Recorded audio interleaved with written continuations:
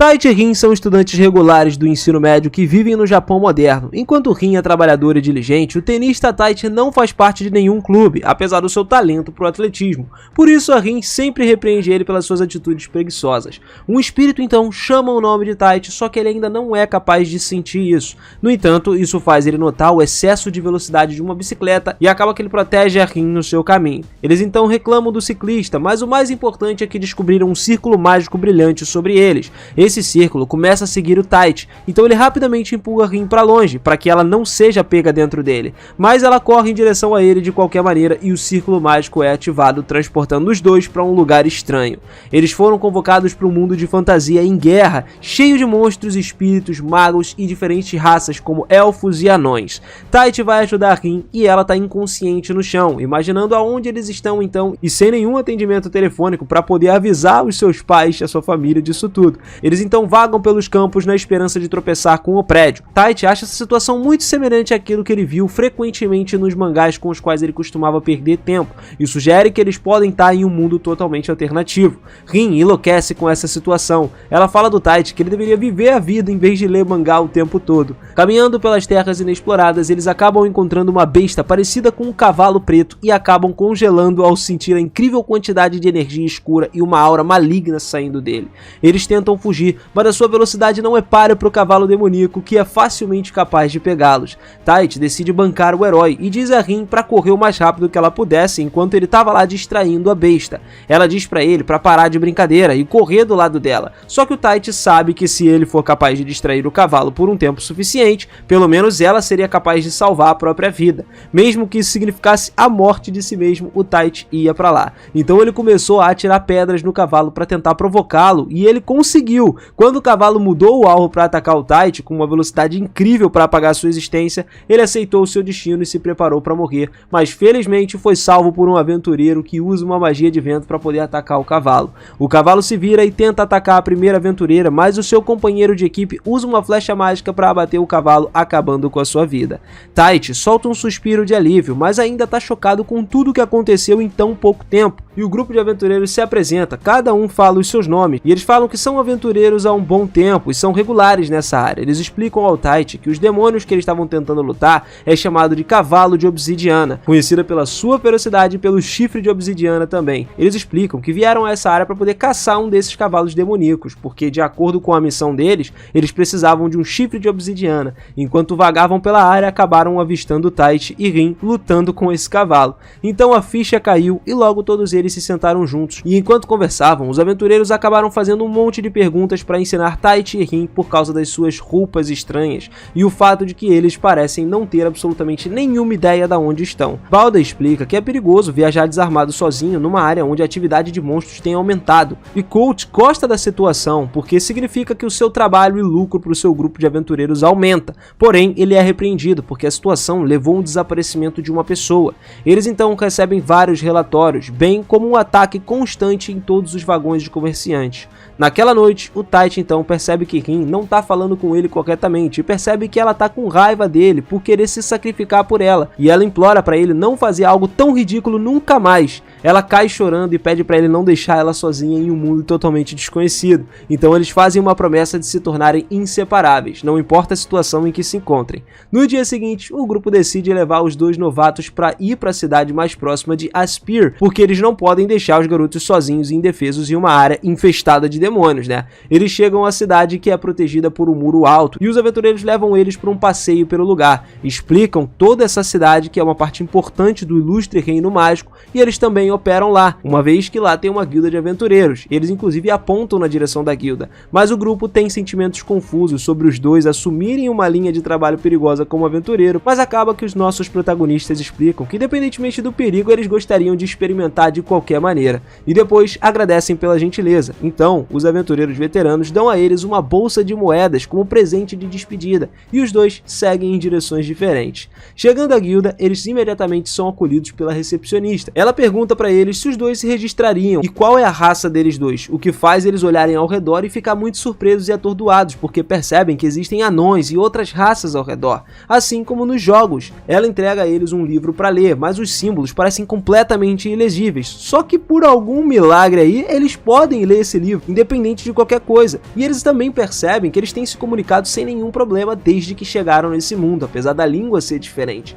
A seguir, a recepcionista então explica que eles precisam realizar um teste de aptidão mágica, porque pessoas sem magia não podem se registrar para ser aventureiros. Ela acrescenta que é um processo simples e que eles só precisam colocar as mãos na bola do teste. Então vai primeiro e aí tem uma breve natividade estranha do cristal, desencorajando ela, mas a recepcionista acaba percebendo 4 elementais diferentes e fica tão surpresa que pergunta quem são eles. Ela instrui Tite rapidamente colocar a mão também no cristal e ele acaba quebrando a bola. Ela casualmente corre para dentro e retorna com o mestre da guilda, que é um aventureiro de nível A e que as pessoas comuns raramente têm chance de conhecer. O mestre da guilda se apresenta como Geralt e revela que a guilda não pode registrá-los como aventureiros. Eles imediatamente protestam e perguntam o que eles erraram, então ele diz para todos não entrarem em pânico e entrega um aventureiro de nível A chamado Mira. Acontece que eles têm que ir junto com a Mira e seguir ela por um tempo. Eles ficam hesitantes com isso, porque o chefe da guilda não está dando muitas informações ali, mas ele explica que eles não têm chance de se tornar aventureiros se não forem com ela. Mira os leva para a cabana, onde uma mulher atende a porta, parecendo completamente despreocupada. Ela se apresenta como Lemia e acaba convidando os dois para um bate-papo. Mira explica como o cristal de teste da guilda quebrou, então Lemia entrega a eles um dispositivo de teste mais bruto que ela mesma fez. Ela explica que essa capacidade mágica é o poder mágico de uma pessoa que ela pode conter, enquanto a força mágica também varia de pessoa para pessoa. Ela ativa os dispositivos que brilham em verde e em cada um dos seus braços exibe um número tão incrivelmente alto que ambos, Mira e Lemia, estão totalmente chocados. Eles relaxam sentindo-se felizes e animados por poderem finalmente se tornar aventureiros, mas Lemia revela que, com as estatísticas tão altas como essa, eles devem primeiro se tornar seus aprendizes antes de se tornar aventureiros. A capacidade mágica do Tite é de 120 mil, enquanto sua força mágica é de 40 mil. A Rin tem uma capacidade mágica menor, mas é cerca de 37 mil, e a sua força acompanhante é de 5 mil, cara. Embora o nível do Tite ainda esteja muito acima do de Rin, Lemia explica que ambos são dominados, já que a capacidade humana normal é de 10 mil, com uma força de 2 mil. As suas estatísticas são tão bizarras que são insanamente fortes, mesmo quando comparados com a própria Lemia, que é a maga de elite do reino, que revela que o seu nível de magia é 43 mil, e 6 mil acompanhando também de força. A dupla é informada que eles precisam dominar adequadamente o seu imenso poder ou eles poderiam acabar se destruindo com ele no longo prazo.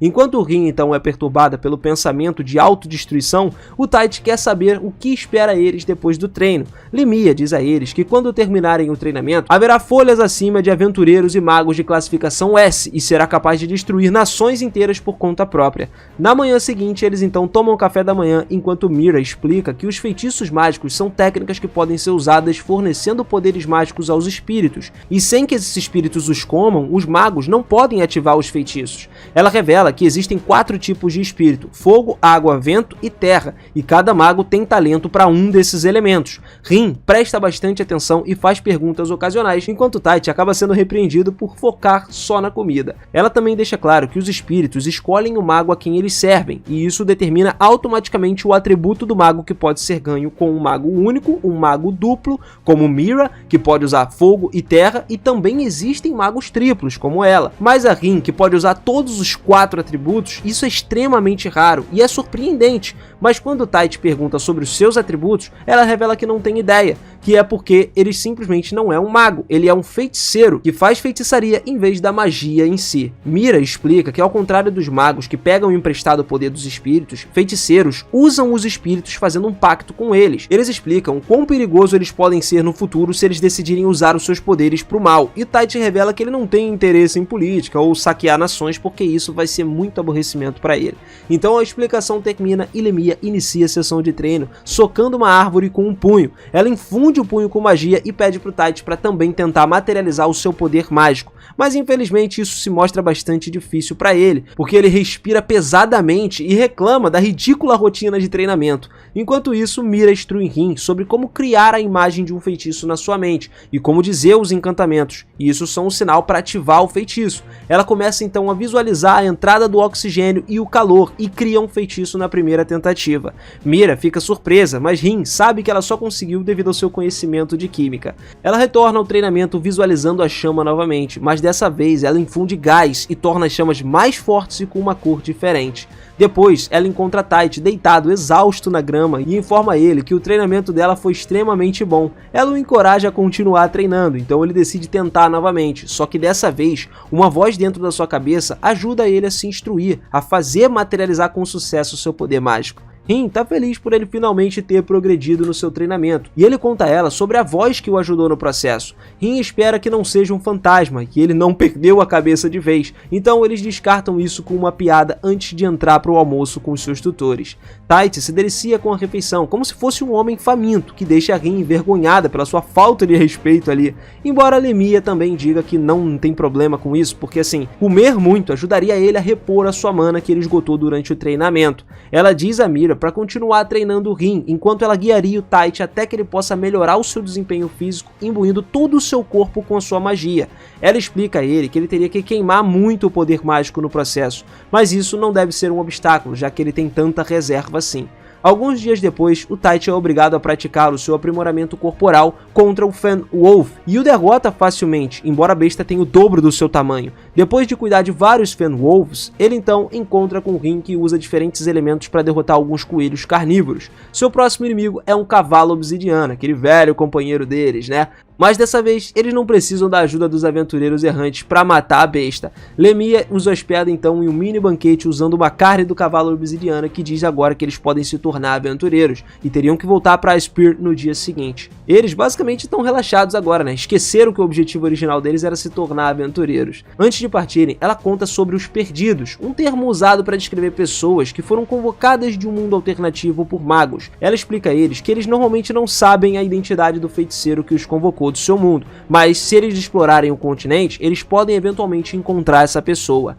Tite está especialmente certo de que eles podem encontrar o mago de alto nível e agradece Rin por ficar com ele durante toda a jornada do Japão, e que eles vieram para esse novo mundo juntos, cheio de magias. Eles então retornam a Aspir no dia seguinte e embarcam numa jornada de aventuras assumindo desafios fáceis. Missões de classificação E. Eles aprendem mais sobre o continente, o reino em que residem e algumas grandes cidades notáveis que compartilham uma fronteira com eles. Enquanto estudam, a recepcionista chamada Almeida entrega uma carta de convocação de Geralt para eles, o mestre da guilda, e na guilda eles recebem uma missão que envolve investigar um visitante que frequenta um bar também para obter informações sobre as suas atividades secretas de contrabando. A Rin diz que a nova missão é de aventureiro de rank D, mas eles são informados de que podem fazer uma missão de um nível acima da sua classificação atual. Geralt então informa a eles que a missão falhou 2 vezes, e na terceira falha significa que seria dada a um aventureiro de rank C. No entanto, ele está dando a eles já que são aprendizes de Lemia. Completando com sucesso a missão, eles seriam imediatamente promovidos para o posto D, e isso os faz sair entusiasmados, né, para relaxar antes de começar essa missão. À noite, eles se dirigem para uma barraca de comida, onde descobrem que os preços dobraram como resultado dos ataques constantes das carroças entrando na cidade. Eles descobrem que a escassez de alimentos e mercadorias na cidade está relacionada com a sua missão, e eles fazem planos sobre como abordar essa missão aí. Eles então vão para um bar e são recebidos pelas caras frias de todos. O silêncio dos velhos bêbados, que desconfiam dos jovens aventureiros, leva o Tite a decidir irritá-los ainda mais, pedindo só uma aguinha dentro do bar. E essa exibição faz com que o barman goste bastante deles. Eles explicam como eles precisam do sequestrador de comidas circulando no mercado negro e se ofereceram para pagar muito em troca da sua cooperação, garantindo aos bens raros. Infelizmente, o seu enorme saco de moedas acaba chamando a atenção de um grupo de bêbados que faria qualquer coisa por algum dinheiro. Depois de espancá-los, os homens são forçados a confessar suas negociações sujas e como eles costumam trazer os bens roubados para essa cidade da noite. E aí eles tentam bisbilhotar mais, mas o barman os expulsa por atrapalhar seus negócios e espancar os seus clientes. Enquanto eles voltam para casa, eles são seguidos por um grupo de assassinos vestidos de preto, que cercam eles e bloqueiam o seu caminho de fuga. Tite envolve o primeiro assassino na sua luta de espadas e recua rapidamente ao sentir a intenção de matar dele. Eles decidem capturá-los, porque eles podem ter informações valiosas sobre a sua missão. Uma vez que o Tite ativa o aprimoramento do seu corpo, ele facilmente derrota seu oponente, enquanto o Rin derruba ele com o feitiço do vento. Fica claro que eles estão claramente em desvantagem, e isso faz deixar o seu camarada inconsciente para trás, enquanto eles fogem usando sua distração de bomba de fumaça. Eles então decidem entregar o último assassino que sobrou ao mestre da guilda, que tranca ela numa prisão subterrânea secreta. Ela acorda assustada e agitada, mas o Geralt tá lá para acalmar ela, explicando que ela não precisa se matar ou preparar para ser morta pelos seus companheiros assassinos, como é uma prática usual deles, né, que são capturados. No dia seguinte, Mira os visita no seu alojamento e eles saem e explicam a sua aprovação como assassinos, bem como o aumento constante dos preços dos alimentos. Eles decidem formar uma par e investigar minuciosamente a escassez de alimentos, indo até uma plantação que pode ser o próximo alvo dos bandidos. Nas profundezas das montanhas, Mira os informa sobre a recompensa de 500 moedas de ouro por derrotar os poderosos magos que protegem os bandidos, e isso deixa eles mais determinados a completar a missão. Eles então chegam na plantação e são recepcionados pelos trabalhadores responsáveis pela fazenda. Eles fazem um tour pela fazenda e quando exploram o local, Rin sente um grande inimigo se aproximando. Ela imediatamente diz aos fazendeiros para fugir, enquanto eles se preparam para lutar contra orcs gigantes e ratos que chegaram para destruir o lugar. Mira rapidamente corta os ogros menores e um após o outro, enquanto Tite vai enfrentar o orc gigante e ele tenta escapar do seu golpe maciço, e os fazendeiros estão com medo de que o gigante possa ser demais para um mero humano. No entanto, ele simplesmente aprimora o seu corpo e derrota facilmente o orc gigante. Depois da batalha, fica claro que alguém estava por trás desse ataque repentino e desse monstro na fazenda, e isso os faz armar uma armadilha para poder pegar o culpado no seu rastro no dia seguinte. Eles então continuam a investigação no dia seguinte e encontram rapidamente algumas pegadas e um resto de alguma fogueira no meio da fazenda que Rin usa o seu cajado para localizar os ladrões. Instantaneamente, eles acabam desembanhando as suas espadas prontos para abrir caminho para fora dessa fazenda. Os ladrões não estão acompanhados por um mago não, e eles rapidamente se rendem e começam a xingar o seu mago que está ausente. E aí foi quando Tite revelou que eles foram aventureiros enviados da cidade para prender esses caras aí. O grupo então é deixado para Cassim, que é um capataz da fazenda, na qual eles começam a interrogar como ele tem um conhecimento exclusivo sobre os orcs que um simples fazendeiro não deveria saber. Ele então confessa ser o responsável por trás do ataque do monstro, o roubo e também do processo de contratação dos seus serviços. Tudo para testar a sua competência. Seu cúmplice aparece usando uma capa de invisibilidade que esconde a sua presença e a sua magia e se apresenta como Graeme. Ela oferece lidar com Mira e Rin, enquanto o Cassim cuida do Tite. E enquanto eles lutam, ela explica a eles que, embora seja uma assassina, em vez de usar métodos sorrateiros, ela prefere suportar o prazer de uma batalha intensa. Enquanto Mira a confronta com uma espada, Rin oferece o apoio com os seus ataques de fogo habitual, que são surpreendentemente neutralizados com um feitiço de água. Ela usa um feitiço do vento para criar uma cortina de fumaça, que quando Graeme desvia, ela simplesmente se depara com um ataque simultâneo de terra e água. Ela então ainda consegue parar um ataque de elemento duplo e também combina os ataques aprimorados magicamente de Mira. A assassina obcecada por batalhas nocauteia Mira e volta sua atenção para Rin,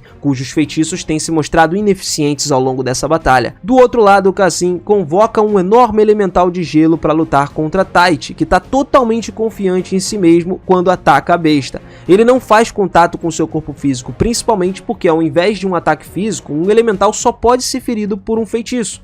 Ele então continua a atacar em vão e lentamente esgota sua resistência enquanto a besta tira vários pilares de gelo da sua boca. Cassim decide melhorar o seu jogo alimentando seu elemental do gelo com uma bola de energia mágica maligna que faz ele evoluir para um elemental vermelho incrivelmente massivo que envia o Tite voando apesar do seu aprimoramento físico do corpo todo. O Tite começa a sangrar depois de levar um único golpe dessa enorme besta, mas quando o vilão informa a ele que está planejando tomar os seus companheiros como reféns e forçá-lo a trabalhar como subordinados, aí o Tite perde a calma. Enquanto isso, Mira e Rin decidem parar de brincar e mostrar toda a sua força contra o maníaco das batalhas. Ela também ataca usando duas espadas mágicas e enquanto Graeme bloqueia a primeira, ela esfaqueia com a segunda espada elétrica, e aí a Graeme se vê presa no centro de uma explosão e se destaca querendo continuar essa batalha. Porém, a Mira lida com o golpe final envolvendo suas espadas com chamas vermelhas quentes e cortando ela. Do outro lado, o Tite tá um bom show, mas não é o suficiente para derrotar o poderoso elemental vermelho. No final, a dupla é forçada a se submeter a Cassim, enquanto o Tite amaldiçoa sua fraqueza e incapacidade de proteger a si mesmo ou os seus companheiros. Apesar de ser um feiticeiro, ele cai inconsciente num sono e um espírito do vento chamado Ariel informa a ele que ele vai emprestar os seus poderes para ele apenas uma vez, já que eles não formaram oficialmente um contrato. Ele então se levanta graças ao vento forte ao seu redor e isso faz com que Cassim ordene que a sua besta acabe com ele. Tite leva um golpe direto da besta e sai ileso, rindo como se seu poder recém-descoberto parecesse como uma fraude. o Elemental Vermelho ataca novamente, mas dessa vez ele limpa a besta da face da terra com um único movimento. Seu poder emprestado começa a desaparecer e mesmo quando seus ferimentos se tornam mais graves, ele resiste e afasta os inimigos com o último ataque. Ele cai então inconsciente depois de esgotar cada grama do seu poder mágico no seu corpo e acorda uma semana depois na cabana de Lemia.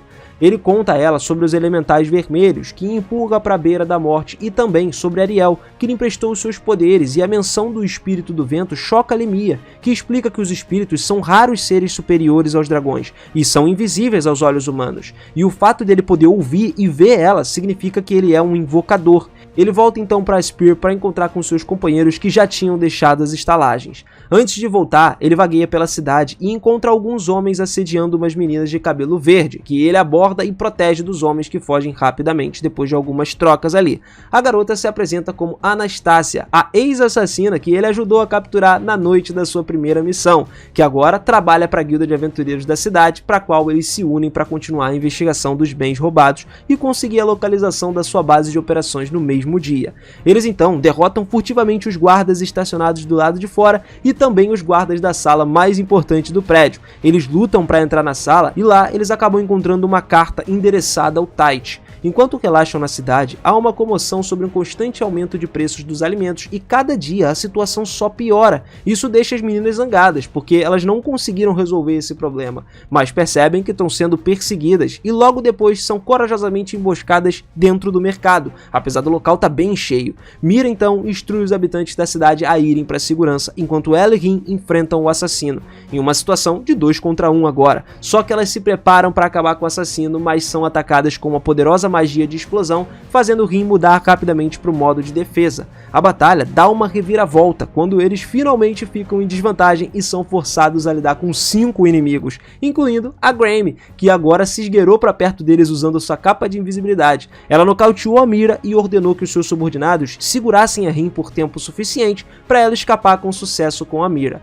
Em outro lugar, uma carta informa ao Tite sobre a horta de goblins carmesins que estão à espreita sobre a cidade de Esper, e enquanto eles se dirigem para os túneis para investigar mais, eles encontram alguns restos de monstros e também uma porta secreta. Anastácia abre a fechadura a ela mesma, para caso de haver alguma armadilha, e observar ela faz sugerir que ela assuma um estilo de vida mais normal longe das lutas. No momento em que Rin derrota os assassinos restantes que a atrasam, Graeme aparece e mostra a ela a localização da torre aonde Mira está sendo mantida em cativeiro. Ela explica que não gosta da abordagem sorrateira para a batalha e quer uma revanche com ela outra vez. Rin chega às pressas e com raiva na torre onde Mira é mantida refém e está preparada para ser um sacrifício, ela então imobiliza todos os magos congelando seus pés e vai desativar o círculo mágico pegando a sua amiga.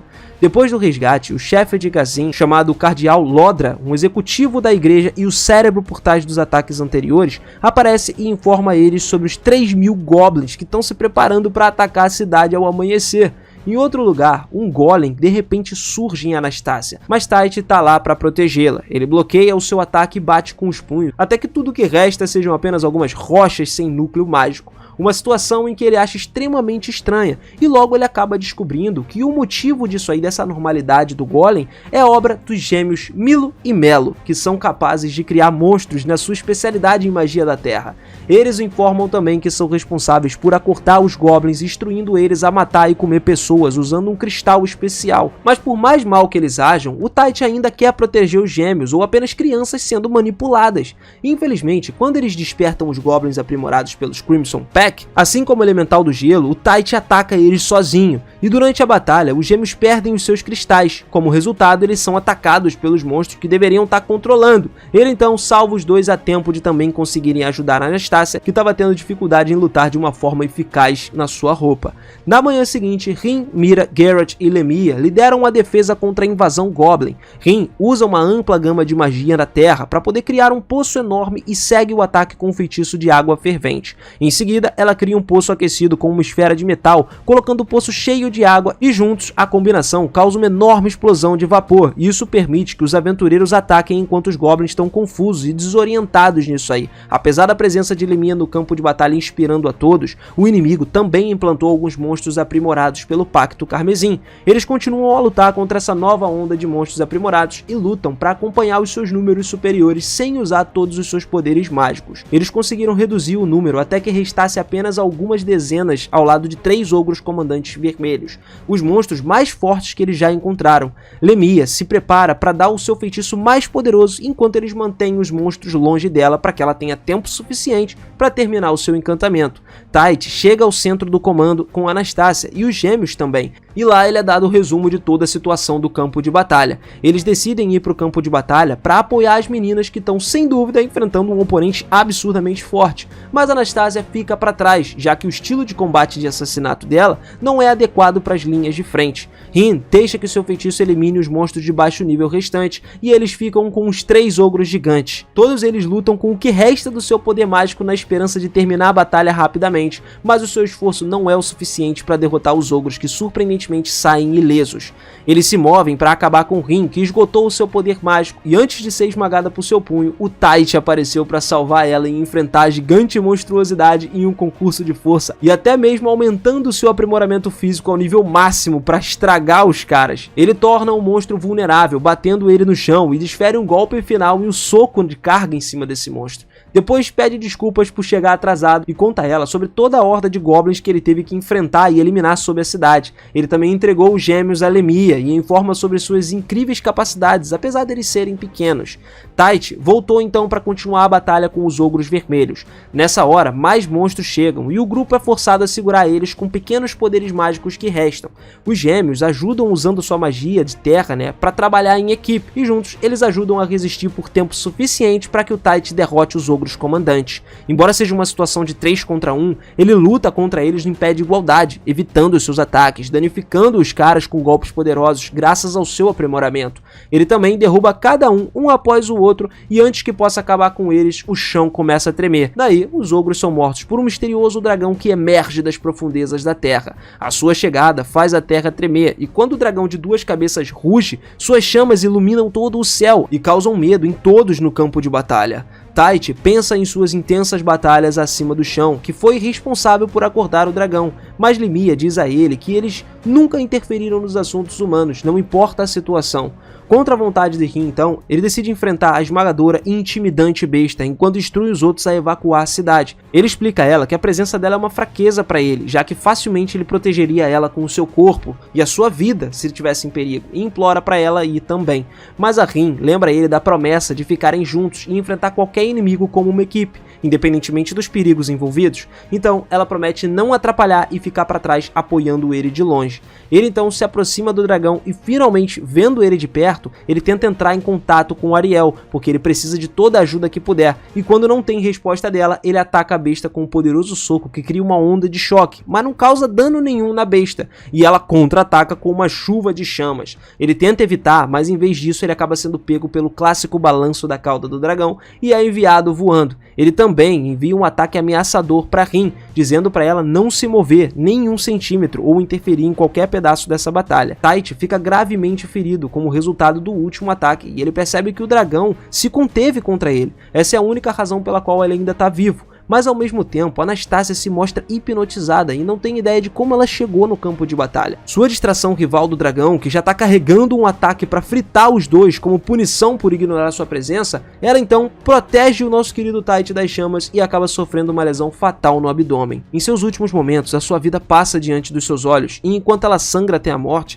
ela agradece o Tite pelas memórias pacíficas e divertidas que ela teve graças a ele. Ele então fica furioso nesse momento, fica amargo, triste por ele ter falhado em proteger ela, mesmo quando ele prometeu para ela isso. Então, essa emoção furiosa desencadeia uma conexão com Ariel, que pede desculpas por não ter ajudado ele antes. Ela explica que existe uma regra que restringe os espíritos de usarem seus poderes, exceto quando comandado por um invocador, e a única exceção é quando a vida do invocador está em perigo. Ao invés de si mesmo, então, ele não culpa ninguém pela morte de Anastácia, porque ele estava cheio de si e com medo de utilizar o seu poder avassalador que podia facilmente sair do controle. Ele carrega um falsificador aéreo, então, e se torna capaz de acessar os poderes dela, que envolvem fluxo de energia mágica. Ele perguntou ao dragão por que ele estava interferindo na guerra dos humanos e o que seria necessário para fazer ele recuar, e o dragão diz a ele que ele queria mostrar a extensão dos seus poderes. O dragão então subiu ao céu e combina as duas chamas das suas duas cabeças ao mesmo tempo, enquanto Taichi o contra-ataca com uma magia da mesma magnitude. E ele vai com tudo, acaba empurrando o dragão para trás com as suas chamas se apagando e ele caindo no chão. Satisfeito com o esforço do Taichi, ele diz que toda a batalha foi planejada por um indivíduo que implorou para medir a sua força, porque ele seria vital para o destino da nação num futuro próximo. Depois da batalha, a cidade de Esper lentamente se recupera nos preços dos alimentos e as atividades também lentamente vão retornando ao normal. De volta à casa de campo, Taichi leva Ariel para todo o grupo ver e admirar antes de serem interrompidos por um mensageiro da família real, Alcena Norman, que chega e convida eles para Windfix, a capital do reino, a pedido do rei. Na carruagem, ela explica que o rei estava planejando despachar os mágicos das nações para ajudar os países vizinhos, enquanto seu irmão se opõe à ideia, porque isso revelaria suas práticas de magia e enfraqueceria o seu domínio. Como resultado, o irmão mais novo do rei, o Duque, inicialmente cria uma revolta que pode levar a uma guerra civil. Eles então chegaram à capital e são levados para encontrar com o que parece ser uma cidade fantasma. Todo mundo desconfia deles e até atacam Alcena, que foi salva pelo Taichi. Eles então se dirigem para o centro da capital, cheio de dignitários de alto escalão. Um cara chega de repente e se apresenta como Grillmore, mas antes que ele possa dizer outra palavra, Lemia o interrompe e exige que ele explique por que eles foram convocados. Os nobres são despachados e ela propõe um acordo com o rei em troca da sua ajuda na próxima guerra. Ele deve dizer a todos quem é o responsável por convocar Taichi e Rin do seu mundo, e ele assume a responsabilidade e pede desculpas pelas suas ações. No entanto, Taichi fica furioso com o motivo pela qual ele roubou as suas vidas normais e pacíficas, porque ele queria que eles ajudassem a matar os seus inimigos. Mais tarde naquele dia, Alcena então os apresenta a princesa Charlotte. Lá, ela é a verdadeira responsável pela sua convocação. Ela explica que o ritual de convocação era apenas para o Taichi, e quando o ritual foi invadido por um assassino, a sua magia de poder acabou enlouquecendo e também transportou Rin. Eles perguntam a ela como que eles podem voltar para o mundo deles, mas acaba que esse feitiço não pode ser revestido depois de ser concluído. Então ela se desculpa e implora que eles ajudem a suprimir essa rebelião, e depois ela encontraria todos os meios possíveis para mandar eles de volta para o seu mundo. O Taichi foi convocado para participar de uma batalha simulada do general, e então o comandante supremo do exército, que quer avaliar as forças de si mesma, ela imediatamente ataca com a sua espada, e o Taichi é forçado a se defender da sua brutalidade. Ele quer convocar Ariel, só que hesita, porque ele poderia acabar matando a general, né? E ela continua provocando ele, e ele vai para o contra-ataque usando as habilidades de aprimoramento físico. A sua classe mista acaba quebrando as suas lâminas, e eles continuam a batalha, colocando as suas habilidades de combate corpo a corpo à prova. Dessa vez, ele consegue dominar a batalha, jogando a mulher no chão, fazendo ela ceder na frente do rei e os outros espectadores notáveis. Ela reconhece a sua força e se oferece inclusive para se tornar sua esposa ou amante, desde que ele a ajude a dar à luz a uns filhos poderosos que serão tão fortes quanto ele. No dia seguinte, o rei os agradece pelos seus esforços na batalha anterior e recompensa com as ferramentas mágicas do tesouro real. Cada um pega uma peça que lhes convém perfeitamente. Rin pega um novo cajado mágico e o Taichi ficou cativado por uma rara katana que lembra a ele os seus dias como um otaku. Eles contam que a katana foi feita no continente terrestre e que os soldados não têm uma boa opinião sobre ela porque ela é muito fina e pode quebrar facilmente. No campo de treinamento, Lemia testa o seu novo anel enquanto o general Sumela implora ao Taichi para um duelo novo com ela usando essa katana. Essa mulher literalmente não desiste por nada, cara. Então, ele escapa da sua futura esposa obsessiva e segue para a cidade, onde é elogiado e agradecido pelo povo também por proteger a cidade durante a batalha com o exército rebelde. Em um beco, ele acaba encontrando o Kazin, que agora tá lá com apenas um braço, depois que ele simplesmente perdeu o braço, né, por causa da façanha de raiva durante a batalha deles lá na plantação. Como vingança por ter pegado o seu braço, ele desafia o Taichi para um duelo em que ele não pode rejeitar a menos que todos os poços do reino sejam envenenados. O Taichi hesitantemente concorda com a sua condição e eles vão para o local isolado, onde ele revela um artefato maligno destinado a tornar os seus poderes mágicos tão fortes quanto o do Taichi. Ariel avisa eles sobre o artefato, mas eles devem lutar contra Kazin, que pensa que é um gênio e não trabalhou duro o suficiente para se tornar tão poderoso. O artefato é ativado e instantaneamente ele limita os poderes mágicos do Taichi e reduz a ele aos níveis de Kazin. Então eles começam o duelo e o Kazin pode acompanhar o Taichi, cuja magia do vento não tá mais tão forte quanto normalmente era. Kazin então muda para sua enxurrada constante de gelo e água mágica e o Taichi foge deles e também o desarma. Eles continuam sua troca e ambas as partes causam danos significativos um ao outro, levando a um impasse. Kazin se prepara para um ataque final, enquanto Tite fica indefeso, já que ele já usou a maior parte da sua magia. Ele então lembra das instruções de Rin, e quando Kazin ataca, ele imbui a sua katana com várias fatias mágicas através da sua bola de água e derrota ele. Kazin então admite a derrota e diz a ele para destruir o artefato e restaurar os seus poderes mágicos. Só que o artefato manifesta um monstro sombrio que o ataca. Sem energia para poder revidar, ele foi salvo por Grammy, que chegou e destruiu o artefato com a sua espada. Porém, o monstro não desapareceu, né? Continuou aumentando, e desde que o Tite pegou os seus poderes de volta, ele acabou usando um ataque de raio para poder explodir o monstro, deixando nenhum pedaço remanescente para trás.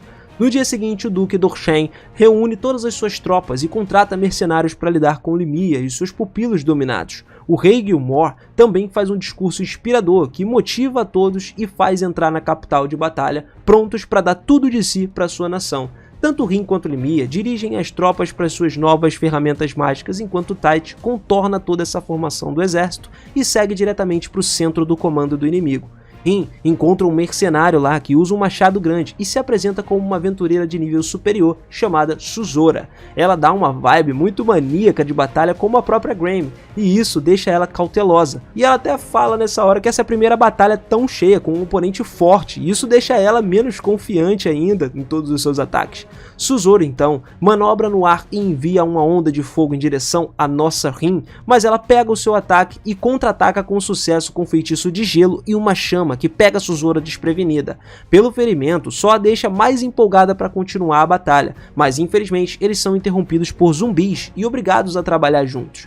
Tite derrota os guardas do Duque e facilmente consegue entrar na sua tenda. Ele, junto com Ariel, propõe uma paz e resolução pacífica com esse Duque aí, que promete poupar a vida dele se ele acabar com essa guerra sem sentido, causada por um conflito de interesses. O Duque começa a pensar em uma solução pacífica, mas o seu orgulho não deixa ele parar a guerra. Ele pergunta ao Tite por que ele não se torna rei, já que ele tem tanto poder mágico assim. E ele responde explicando que seria muito estressante e exigente ele governar algum lugar, né? E que na verdade ele gosta de ficar à toa e fazer o que ele gosta. Enquanto isso, o Duque explica a sua paixão e vontade de sacrificar tudo o que ele tem para sua nação. O seu braço direito, então, Anêmicos, se envolve em uma aura malévola e controla os soldados caídos e feridos no campo de batalha, que agora são os seus zumbis. Os zumbis atacam lutando de ambos os lados, e Anêmicos revela que ele usou o instigador ciúme do Duque para poder começar essa guerra. Sob as ordens do seu verdadeiro mestre, ele ordenou que usasse o seu feitiço e transformasse todos os soldados fracos em zumbis irracionais,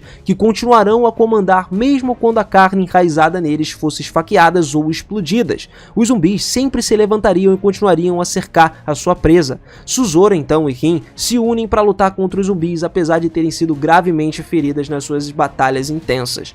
Os zumbis então continuam a se multiplicar, deixando apenas os guerreiros mais fortes. Eles não são afetados mesmo com o tornado gigante do Tite os separando.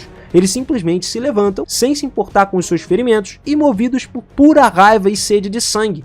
O Duque diz ao Tite que um misterioso mestre emprestou ao Anêmicos parte dos seus poderes mágicos para capacitar ele a lançar esses feitiços e empurrar ele para os seus limites. O Duque então culpa a si mesmo por trazer a destruição à nação que ele só tentou salvar e implora ao Tite para intervir na última resistência do reino para enfrentar os zumbis para salvar os seus amigos e aliados, que estão dando tudo de si contra o exército de mortos-vivos. O Tite se prepara para dar tudo de si, mesmo que isso drene sua força vital no processo. Antes de atacar, Ariel o interrompe congelando o tempo e o espaço e pede perdão por ter mentido para ele. Ela revela que tem negado o acesso aos seus verdadeiros poderes, porque ele não pode fazer mau uso deles, e ela então se despede dele e promete retribuir a sua bondade, concedendo a ele o acesso aos seus verdadeiros poderes como um espírito superior. Ela então desaparece em partículas brilhantes e desfaz o tempo congelado, que permite que ele reúna-se com Rin, que agora tinha sido gravemente ferida. Ele chama o nome de Ariel e a energia estérea quebra o círculo mágico do mal, fazendo os soldados voltarem ao normal, e invoca Ariel na sua verdadeira forma.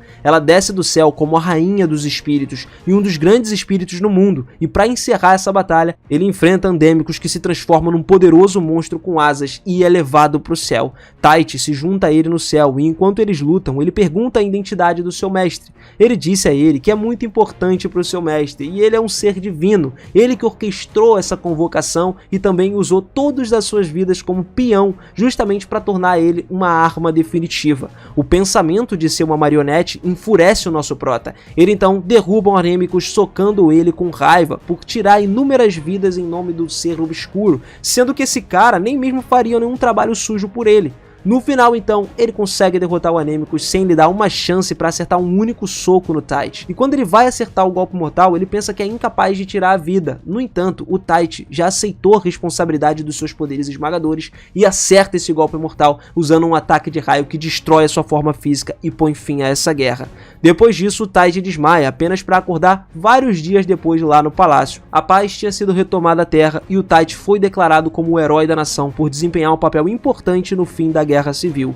Duque d'Orshan é executado secretamente pelas suas ações e o Tite e seus companheiros voltam para Spear na sua carruagem para poder continuar as suas vidas como simples aventureiros.